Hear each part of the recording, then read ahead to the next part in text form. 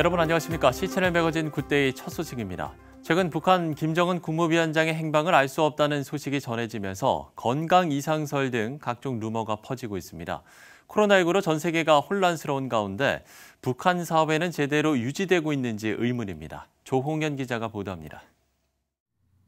김정은 위원장의 행방에 대해 현재 전 세계가 관심이 큽니다. 지난 21일 김정은 위원장이 큰 수술을 받고 중태에 빠졌다는 미국 CNN의 건강 이상설 보도에 이어 원산에서 김정은의 전용 요트가 발견됐다. 김정은 위원장이 말을 타고 다니는 것이 위성 사진으로 포착됐다는 등의 추측성 루머가 계속해서 쏟아지고 있습니다. 심지어 최측근인 김여정, 최룡해 등 최고위급의 인사들도 자취를 감췄다는 소식도 있습니다. 탈북민 출신 첫 지역구 국회의원 태영호 당선인은 김정은 위원장이 혼자 서지도 걷지도 못하는 것은 분명하다면서 김 위원장의 건강 상태에 대한 소문들에 너무 의존해서는 안 된다고 밝혔습니다. 김정은 위원장의 행방이 묘연한 가운데 미국 일간지 워싱턴 포스트는 지난 26일 평양시 주민들이 쌀과 술, 생선, 통조림부터 전자제품까지 모조리 사재기하고 있다고 보도했습니다. 코로나19 피신설도 제기되고 있는 가운데 북한 통수권자의 부재로 북한 사회에 대한 걱정이 앞서는 상황입니다. 세계 북한연구센터 안찬일 소장은 북한 코로나19 상황에 대해 1월 30일에 국경을 봉쇄해 큰 감염 전파는 막았을 것으로 본다면서 다만 영양실조를 겪고 있는 군인들에게서 쉽게 감염이 전파된 것으로 보인다고 밝혔습니다. 안찬일 소장은 CNN의 김정은 건강 이상설 보도는 북한 전문 인터넷 뉴스 데일리 NK의 페이스북 게시글을 보고 낸 뉴스라면서 별로 신빙성이 없고 북한 상황과도 맞지도 않다고 지적했습니다. 김정은은 코로나19로 인해 원래부터도 평양에 거의 없었다고 안 소장은 말합니다. 최근 한 일주일 동안 그 소설 쓰는 유튜버가 상당히 그 돈을 많이 벌었습니다. 김정은 때문에. 그러나 이것은 거의 거품이었고 실제로는 김정은은 간단한 수술을 받고 지금 원산에서 휴양하면서 근데 원래 코로나 때문에 김정은도 코로나 때문에 평양에 거의 있지 않았습니다. 계속 원산 그 함흥 밑으로 돌아다녔기 때문에 이것도 역시 차단 정책에서 자기부터 솔선수범하다 보니까 앞으로 향후 북한의 코로나도 뭐 그렇게 차단이 너무 완벽하기 때문에 좀 그 어떻게 보면 우리 못지않게 잘 치유되지 않을까. 그러나 이것이 어떤 재앙이나 재난으로 오는데 무슨 이념이 있습니까? 군사분계선이 있습니까? 이렇게 볼 때 북한도 이게 침투하기 시작하면 무섭게 번져갈 것이다. 그렇게 봅니다. 현재 북한 주민들은 코로나19를 오히려 반가워하고 있다는 소식도 있습니다. 안 소장은 주민들이 모여서 참석해야 하는 회의와 학습총회, 사상교육이 감염 차단을 위해 모두 중지가 됐다면서 북한 주민들이 현재 가장 싫어하는 것들을 안 하게 됐으니 반가워하는 모습을 보이는 양면적인 모습이 드러나고 있다고 밝혔습니다. 코로나19가 북한 사회에도 영향을 주고 있는 것은 사실이지만 밝혀지지 않은 소식에 휘둘리는 것은 경계하자는 제언이 이어지고 있습니다. C채널 뉴스 조홍현입니다. 한국기독교교회협의회가 에큐메니컬 운동 확산과 지도력 양성 등을 위해서 한국교회 아카데미를 구성하기로 결의했습니다. 한국기독교교회협의회는 지난 23일 예정됐던 2차 실행위원회를 코로나19 확산 방지를 위해 서면 형식으로 진행했다며 73%의 실행위원들이 참여한 가운데 한국교회 아카데미 구성을 결의했다고 밝혔습니다. 교회협의 구성하는 한국교회 아카데미는 에큐메니컬과 화해 문화, 디아코니아, 인문학 등을 주제로 1년에 2학기가 운영되며 올해 상반기 커리큘럼 개발과 강사 워크숍을 시작해 오는 2021년 정식 개강할 예정입니다. 한국 순교자의 소리가 북한 주민을 섬기다 순교한 것으로 알려진 조선족 한충렬 목사의 순교 4주기를 맞아서 한 목사의 이야기가 담긴 단편 영화를 홈페이지를 통해 상영합니다. 현숙폴리 대표는 한충렬 목사는 오랜 친구이자 동역자였다면서 예수님을 증언한 한 목사와 북한인 제자들의 목소리가 묻히지 않도록 하나님이 역사하실 뿐 아니라 전 세계 기독교인들에게 더 크게 들려주고 계신다고 믿는다고 밝혔습니다. 한충렬 목사는 중국 장백교회 목회자로 국경을 넘어서 장백으로 오는 북한 주민을 전도하고 생필품을 공급하면서 한국 순교자의 소리와 동역한 것으로 전해집니다. 지난 2016년 한충렬 목사가 몸 여러 군데가 찔려 숨진 채 자동차에서 발견됐지만 중국 당국은 범인들과 범행 동기에 대해서 어떤 정보도 공개하지 않고 있어 안타까움을 주고 있습니다. 행복가정 NGO 하이패밀리가 오는 5월 5일 어린이날을 맞아서 양평 자연치유공간 파우제에서 2020년 가족 몸놀이 축제를 개최합니다. 하이패밀리 측은 가족 친밀감을 강화하기 위해 부모와 아이들이 몸으로 함께 노는 몸놀이 축제를 계획했다면서 답답했던 집을 탈출해 청정 지역에서 마음껏 숨쉬고 뛰노는 것만으로도 회복을 경험하게 될 거라고 말했습니다. 이번 2020년 가족 몸놀이 축제에서는 포토존 산책과 손편지 쓰기, 춤추기와 행가리 하기 등 아이들을 위한 다양한 몸놀이 프로그램들이 진행될 예정입니다.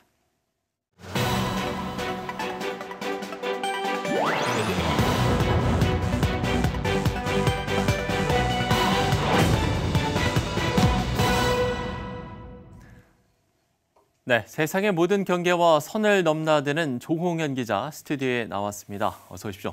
네, 안녕하십니까? 예. 자, 먼저 오늘 처음 만나볼 내용 어떤 거죠? 예, 오늘 나눌 내용은요. 2010년 이후부터 본격적으로 스마트폰 붐이 일어나고 10년 사이에 정말 많은 변화가 있었죠. 그렇죠. 네, 이미 전 세계 사람들이 손에서 스마트폰을 놓지 못하고 살고 있는데 예. 코로나19 사태가 발생하면서 이 현상이 더욱 심화된 모습이 보이고 있습니다. 스마트폰이 낳은 인류라는 뜻의 포노사피엔스라는 개념이 코로나19를 겪으면서 더 주목을 받고 있는데요. 이에 대해서 조금 짚어보고자 합니다. 예, 스마트폰이 낳은 인류라고 설명을 해주셨는데 네. 사실 이 포노사피엔스라는 용어가 아직 좀 낯선 분들이 많을 것 같거든요. 네, 포노사피엔스는 지혜가 있는 인간이라는 뜻의 호모사피엔스에 빗대서 발생한 용어입니다. 예. 사람이 폰 그 자체가 된 것 같이 스마트폰을 마치 신체 일부처럼 사용하는 인류라는 뜻입니다. 그만큼 스마트폰, 스마트 기기가 제공하는 편리한 삶을 살면서 더 이상 이런 것들이 없이는 생활하는 것이 힘들어진 세대를 말하고요. 현재 전 세계 36억 명이 스마트폰을 사용하고 있고 세계 인구의 40%가 이에 해당됩니다. 네. 작년에도 이 포노사피엔스에 관련된 서적도 많이 나왔습니다. 산업화와 제조업 중심의 큰 발전을 이뤘던 베이비붐 세대, 그리고 8, 90년대를 주도했던 이른바 X세대들이 있었는데요. 예. 이들이 만들어 놓은 그런 기존의 사회 경제적인 틀과 질서들이 이 포노사피엔스들로 인해서 크게 변하거나 사라질 것이라는 전망을 또 내놓고 있습니다. 기존에 일방적으로 받아들이기만 했던 그런 방식에서 이제는 다양함 속에서 개인이 스스로 선택을 하거나 없었던 것을 창조해서 결정을 해버리는 시대가 왔다고 이해를 하면 되겠습니다. 스마트 기술을 활용한 그룹 영상통화 앱이라든지 SNS 서비스가 다양해지면서 가입하는 사람도 정말 많이 늘었고요. 오프라인에서만 가능했었던 일을 회의부터 시작해서 은행 업무, 교육, 행정, 의료, 유통업 등등 정말 많은 분야에서 온라인 비대면 방식으로 또 자신의 입맛에 맞는 방식으로 크게 변화하고 있는 것을 현재 우리가 경험을 하고 있습니다. 예, 그렇군요. 정말 이 4차 산업혁명 시대가 코로나19로 좀 확 당겨졌다라고 할 수 있을 것 같은데 이제는 뭐 선택의 여지 없이 이 변화된 코로나19 이후의 상황을 좀 받아들여야 한다는 게 전문가들의 의견인 것 같아요. 예, 코로나19 사태가 전 세계적으로 위기이지만 한편으로는 지금 인류에게 주어진 이 기술을 이 상황에서 어떻게 활용할 수 있는가를 이제 시험해보고 진단해보는 기회가 또 되지 않았나 평가해볼 수 있겠습니다. 공연, 음악계나 미술계도 요즘 같은 상황에 대응하기 위해서 정말 다양한 시도를 선보이고 있는데요. 페이스북과 유튜브, 아프리카 TV 등을 이용해서 온라인 공연이나 전시를 하는 사례들이 많이 있습니다. 속속 보이고 있죠. 네, 방송국이나 또 넷플릭스 같은 스트리밍 업체들은 오히려 뜻밖의 호황을 누리고 있다는데요. 이미 이용자가 포화 수준이라던 유튜브는 이번 사태로 이용자가 더 크게 증가했다고 합니다. 우리나라의 경우에 이런 기술들이 다른 나라보다 이미 젊은 층들을 좀 중심으로 활성화된 상태여서 코로나19로 인한 사회적 거리두기 상황에 좀 더 빠르게 적응한 것으로 보입니다. 또 이런 기술적 측면이 코로나19를 극복하는데 한 몫을 해내고 있다는 전문가들의 분석 또한 있습니다. 예, 뭐 조금 전에도 뭐 조 기자가 이야기를 해주셨고, 뭐 지난번에도 여러 번 이야기를 했습니다만, 정말 우리가 이 변화된 교회 사역에 대해서 좀 대응을 할 필요성이 있을 것 같거든요. 어떤 좀 이야기들이 나오고 있습니까? 네, 우선 온라인 예배의 그런 편함, 편리성 때문에 교회에 대한 생각을 정말 다르게 만들어 가고 있다는 것이 우려가 되고 있습니다. 예. 교회에 안 나가도 예배 드릴 수 있다는 그런 인식이 예배가 정말 중요한 교회의 가치 자체를 흔들어 버릴 수가 있는 건데요. 네. 일부 목회자들은 성도들이 교회와 예배에 대해서 이 짧은 시간 동안 너무 태만해졌고 자신의 영적인 부분을 관리하지 않고 방치하는 그런 습관도 체질화됐다고 말하고 있습니다. 성도들 중 절반 정도는 이제 코로나 사태가 진정이 된다 하더라도 교회로 이제 오려고 하지 않을 수가 있다고 부정적인 견해를 나타내기도 했습니다. 네, 예. 사용자의 흥미와 관심이 없으면은 결코 선택되지 못하는 그런 냉혹한 현실이 이제 우리 앞에 다가와 있는데요. 우리 교회 다니는 성도들도 이와 크게 다르지 않다고 생각이 듭니다. 교회 또한 이런 상황을 무시할 수는 없을 것인데 예. 호모사피엔스를 계속 이야기하는 전문가들의 견해에 비춰볼 때 이제는 어떻게 모아서 한 곳에 둘 것인가, 모을 것인가를 생각하는 것이 아니라 어떻게 다가갈 것인가를 좀 더 생각해 봐야 할 때가 왔다고 봅니다. 예. 어쨌든 코로나19로 인해서 우리 삶이 정말 많은 변화가 있었는데 이게 또 각 나라마다 또 서로 다른 상황에 놓이게 되는 것 같더라고요. 네, 국가마다 이번에도 정말 각기 다른 모습들의 그런 소식들이 들려오고 있는데요. 그러니까요. 네, 우리나라 같은 경우 정말 많은 이야기들이 있지만 한 사례를 보면 집에 이제 나가서 쇼핑하는 일들이 줄고 온라인 택배 배송 물량이 크게 증가하면서 가정이나 또 여러 곳에서 버려지는 택배 포장 박스 등 그런 물류 폐기물들이 큰 골칫거리가 되고 있다고 합니다. 또 이와는 조금 다른 풍경으로 미국은 현재 고기 파동을 우려하고 있는데요. 미국 각지의 육류 공장이 줄줄이 문을 닫아서 돼지고기 생산량이 3분의 1로 줄고 한 주일 사이에 가격이 29%나 상승하는 소식도 있습니다. 예. 그리고 서남아시아, 중동, 아프리카 지역에서는 경제난과 전국 불안에 팬데믹까지 덮쳐서 최악의 생활고에 시달리고 있는 상황이고요. 정부의 코로나19 정책에 반대하는 시위가 점차 격렬해지고 있습니다. 예, 예. 아프리카의 경우에는 요즘 뒤늦게 코로나19가 확산돼서 먹거리 문제가 더욱 심각해지고 있는 상황입니다. UN 세계 식량 계획은 코로나19로 인해서 세계적인 식량 대기근이 발생을 하고 2억 6,500만 명이 이제 기아에 처할 수 있다고 경고하기도 했습니다. 예, 그렇군요. 정말 이렇게 절박한 현실들이 그대로 좀 보여지는 것 같아서 안타까움을 더하고 있는데 이번 코로나19를 대처하는 것에 대해서도 또 각 정상들별로 평가가 좀 나뉘는 것 같아요. 네, 코로나19 사태가 아직 마무리된 것은 아니지만 각국 정상들의 중간 성적표라고 할 수 있는 지지율이 나왔습니다. 주로 유럽 국가 정상들은 지지율이 급등하는 모습을 보였는데요. 네. 특히 코로나19 사태를 겪으면서 가장 지지율이 많이 오른 정상이 독일의 메르켈 총리입니다. 네. 그래서 지난달 53%에서 이번 달 64%로 11%포인트 상승한 것인데요. 독일은 코로나19 확산을 막기 위해서 국경을 폐쇄하기도 했고 2차 세계대전 이후에 가장 큰 도전에 직면했다고 말을 하면서 국민들에게 협조와 연대를 당부했습니다. 프랑스 마크롱 대통령도 지지율이 46%까지 올라서 2018년 2월 이후 최고 지지율을 보이고 있고요. 유럽에서 가장 큰 피해를 당했던 이탈리아에서도 콘테 총리의 지지율이 71%로 조사가 됐습니다. 네. 전문가들은 코로나19 공포 속에서 정부를 중심으로 뭉쳐 대응하려는 그런 결집 효과가 나타난 결과로 보고 있습니다. 미국 트럼프 대통령에 대해서는 그런데 좀 엇갈린 견해가 있는데요. 그렇죠. 네, 미국 MBC 방송과 월스트리트 저널이 실시한 여론조사에서는 코로나19 사태와 관련해서 트럼프 대통령을 신뢰하지 않는다는 응답이 52%로 나왔고 신뢰한다는 응답이 36%로 나와서 그런 정부에 대한 불만을 좀 국민들이 나타내고 있습니다. 지지율 자체는 3월 말에 45.8%로 취임 이래 최고치를 잠깐 기록을 했다고 하지만 다시 소폭 하락하는 등 큰 변화가 있지는 않다고 합니다. 일본 아베 총리의 경우에는요. 일본 교도통신이 실시한 여론조사에서 아베 내각을 지지한다는 응답이 40.4%, 지지하지 않는다가 43%로 나타났습니다. 예, 예.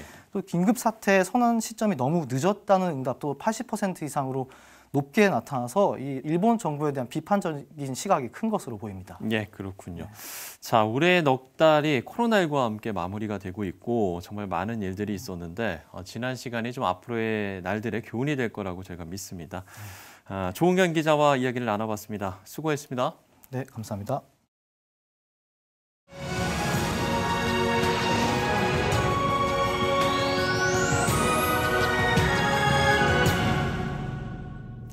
드라마의 소재로 등장하는 환생은 흥행을 보장받는 단골 메뉴로 여겨져서 많은 관심을 모으고 있습니다. 코로나19로 집에 머무는 시간이 많아지면서 덩달아 TV 시청률도 대폭 상승했다고 하는데요. 문화를 기독교적으로 읽는 시선이 필요한 요즘입니다. 고신대 국제문화선교학과 강진구 교수 모시고 관련 말씀 나눠보도록 하겠습니다. 교수님 안녕하십니까? 안녕하십니까? 네. 강진구입니다. 네. 자, 먼저 교수님을 국제문화선교학과 교수님으로 네. 저희를 소개를 해드렸는데 네.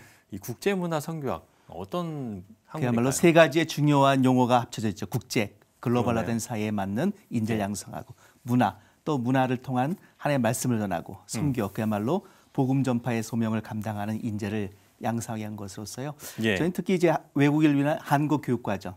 그러니까 요즘에 이제 한국어 열풍이 불었지 않습니까? 그렇죠. 그래서 한국어 자격증을 가지고 선교제가 선교할 수 있는 그런 그 인재를 양성하는 것을 일차적인 목표로 삼고 해서 우리는 진행하고 있죠. 네. 예, 그렇군요.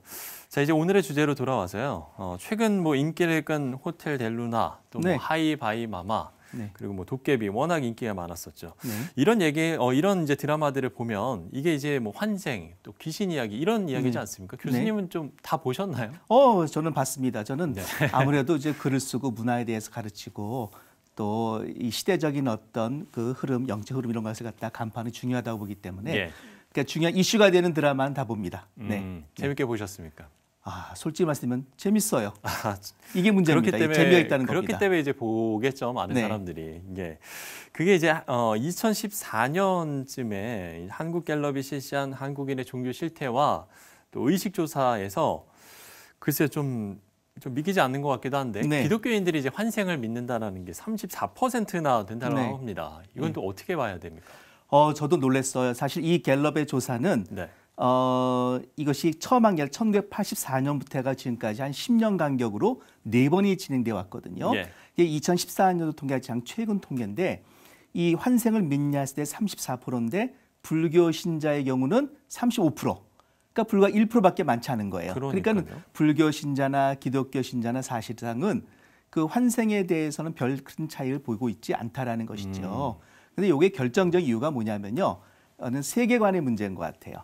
지금 세계관의 그렇죠. 문제요? 이건 뭐냐면 신앙과 생은 조금 이제 다른 문제입니다. 신앙이 하나님의 은혜의 구원에 대한 이야기를 한다면은 네. 세계관은 그 믿음을 가지고 일상적인 삶을 어떻게 적용할 것인가에 대한 그런 시각을 갖는 것을 말하는 것이거든요. 예. 이건 조금 훈련이 필요해요. 그러니까는 한국의 크리스찬들이 신앙을 잘 가지고 있지만 사실은 현실적인 삶에서 자신의 신앙을 대응하는 데는 별로 이렇게 잘 하고 있지 못하다라는 것에 대한 반증이죠. 그러니까는 우리가 예수 그리스도의 그 구속, 그다음에 직선적인 어떤 시간관, 다시 예. 말해서 한 번 주는 것은 심판이 있고 그 외에는 죽는 것은 이제 있고 그다음에 심판이 있다는 것이 우리가 다 아는 이야기지만은 그러나 현실 속에 들어가면은 환상도 있을 수 있겠다 이래서 한다는 거거든요. 그러니까는 이것은 우리가 신앙을 일상적인 삶과 문화에 적용할 수 있는 그런 시각을 우리가 제대로 갖는 훈련이 필요하다 이런 것에 대한 이야기인 것 같습니다. 그러면 이제 이런 소재들이 인기를 얻는 이유가 있을까요?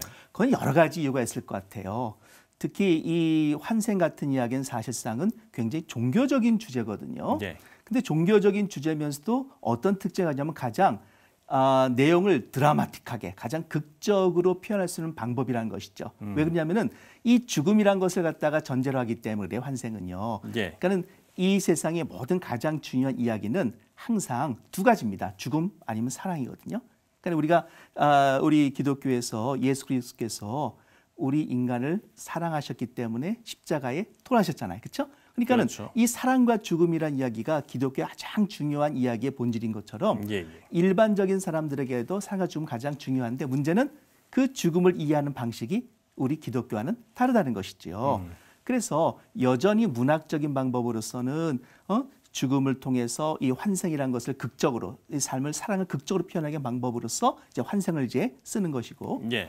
또 한편으로는 우리가 시대적으로는 지금이 전형적인 어떤 문화 흐름이 이제 포스트 모더니즘 혹은 판타지 이 문화 중심으로 간다 이렇게 볼 수 있어요. 그러니까 좀 전에 말씀대로 굉장히 환생이 종교적인 주제인데 불구하고 그러나 종교를 가진 사람들이 이것에 관심을 가는 것이 아니라 종교 없는 사람들이 훨씬 더 관심이 많아요. 그렇죠. 그때 이 관심 영역은 이것은 뭔가 현실 넘어서는 어떤 판타지의 세계를 갖다가 경험하고자 하는 이런 욕구들이 반영된 것이다. 그러니까 우리가 게임하는 내용들이 사실은 전부 다 판타지거든요. 컴퓨터 게임들이요. 예, 그렇죠. 그렇듯이 초월적인 세계, 이 세상에서 내가 평범하게 살지만 그러나 게임 속에서 내가 왕도 되고 영도 되지 않습니까? 내가 경험하지 못하는 그렇죠. 것들을 경험하는 그러니까는 것. 내가 여기 현실적으로 이루지 못한 그런 욕구들을 갖다가 환상 속에서 이루려고 하는데 이 환생이라고 하는 이 소재가 그것을 갖다 이룰 수 있도록 만드는 중요한 어떤 포인트가 되는 거죠. 어쨌든 이제 그런 부분들 때문에 많은 사람들의 공감을 얻는 게 지금 이제 현실이지 않습니까? 네. 그러면 이제 가장 좀 우려스러운 부분들은 좀 어떤 거라고 보세요? 가장 어려운 것은 아까 말씀드린 세계관의 문제인 것 같아요. 세계관은 그건 학습화되는 것이거든요. 다시 말해서 드라마를 통해서 배울 수가 있다는 것이거든요.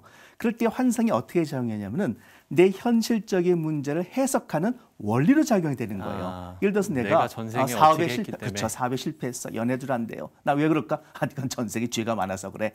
이런 뭐예요? 사람들은 드라마를 보면서 그것을 갖다 납득하게 됐을 때 자신의 삶에 적용이 가능하다는 것이죠.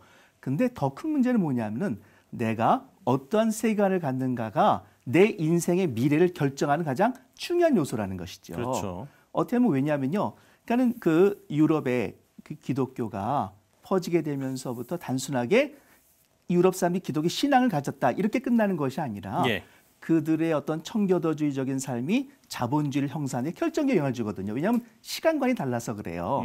그러니까 청교도 사상들은 하나님께서 우리에게 주신 것을 갖다 잘 가꾸고 지킬 뿐만 아니라 열심히 일하고 노동해서 자본을 축적하고 그래서 가난한 사람을 돕고 이런 데 쓰는 것이 청교도들의 세계관이거든요. 예. 근데 이것과 반대로 하면은 이 동양의 세계를 보시면 그게 아니에요. 순환적인 시간관이죠. 다시 말해서 그렇죠. 봄, 여름, 가을, 겨울 가듯이 인생도 그러할 거야. 그래서 삶과 죽음은 반복될 거라는 계속 것이에요. 네. 그렇죠. 그러면 한번 이렇게 생각할 수 있잖아요.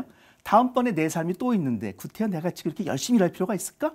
응? 내가 뭔가 노력을 하고 자기 발전을 위해서 말이에요. 일하고 또 가난한 사람을 돕기 위해서 내가 일부러 뭐 근검절약하고 이 고생해야 되잖아 말이에요. 근데 그럴 필요가 있을까? 그렇지 않다는 것이거든요. 그럴 때 나타날 수 있는 현상 뭘까요? 이 경제적인 어떤 아무래도 좀 낙후라든가 대신 현실 세계에도 불만은 적어요. 예를 들어서 인도 같은 나라 그러죠. 그러니까 인도 사람들이 가난하지만은 불만은 많잖아요. 그렇지만 뭐예요? 경제적으로나 현실적으로 굉장히 어려움에 처한 것은 사실이죠. 교수님께서 이제 영화 평론도 하고 계시죠? 네. 예. 그 요새 이제 집에 있는 시간이 워낙 많다 보니까 뭐 네. 말씀을 해주신 대로 좀 훌륭한 기독교 작품이라고 해야 될까요? 좀 소개해 주실 만한 것들이 있을까요? 있습니다. 지금 코로나19 그 국난 때문에 이제 집에서 계신 분들이 많잖아요. 그렇죠.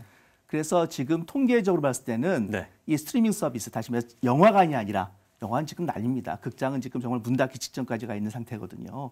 그러다 보니까는 관객들이 영화관에 가지 않고 집에서 컴퓨터로 이제 VOD나 스트리밍 서비스를 보시게 되는데 뜻밖에도 몇몇 크리스찬 감독들이요. 자신이 만든 영화를 갖다가 인터넷에 유튜브에 공개를 했어요. 그래요? 그래서 이거 다 돈 주고 사실상은 봐야 되는 것들인데 예. 이제는 잘못 공짜로 보게 되는 거죠. 그래서 대표적인 두 사람, 김상철 감독하고 권영만 감독. 권영만 감독님은 일사가고를 만든 분이고 KBS PD죠. 지금 우리나라의 아주 중요한 그 기독교의 흐름이 다큐멘터리 중심을 하고 있는데 네네. 이 다큐멘터리의 아주 거장 두 감독님이 자신 영화를 공개를 해놨어요. 유튜브에. 그렇죠, 유튜브에. 네. 그래서 김상철, 권영만 두 분 이름만 쳐도 말입니다. 이것을 갖다 우리가 지금 공짜로 볼 수가 있어요. 대단한 겁니다, 이거는요. 그 다큐멘터리 작품들이 우리의 신앙뿐만 아니라 뜻밖에도 우리에게 깊은 어떤 감동, 특히 우리가 이 어려운 시절에 내가 어떻게 살아야 할 것인가부터 해가지고 우리의 고난의 역사를 이긴 슬기로운 그 신앙인들의 모습이 어떤 것인가를 통해서 우리가 많이 배울 수 있다는 점에서 저는 적극 권해드립니다. 예, 김상철 감독과 권영만 권영만 감독의 감독. 네, 작품을 그렇습니다. 네. 이야기를 해주셨는데, 네, 저도 메모를 해놨습니다. 이번 연회에 저도 꼭 찾아봐야 될 것 같네요. 네, 지금까지 고신대 국제문화선교학과 강진구 교수와 이야기를 나눠봤습니다. 오늘 말씀 고맙습니다. 감사합니다. 한국기독교교회협의회가 에큐메니컬 운동 확산과 지도력 양성 등을 위해서 한국교회 아카데미를 구성하기로 결의했습니다. 한국 순교자의 소리가 북한 주민을 섬기다 순교한 것으로 알려진 고 한충렬 목사의 순교 4주기를 맞아서 한 목사의 이야기를 담은 단편 영화를 홈페이지를 통해 상영합니다. 행복가정 NGO 하이패밀리가 오는 5월 5일 어린이날을 맞아서 양평 자연치유공간 파우제에서 2020년 가족 몸놀이 축제를 개최합니다. 코로나19 사태 이후 신천지 신도수가 약 30% 감소했다는 주장이 제기됐습니다.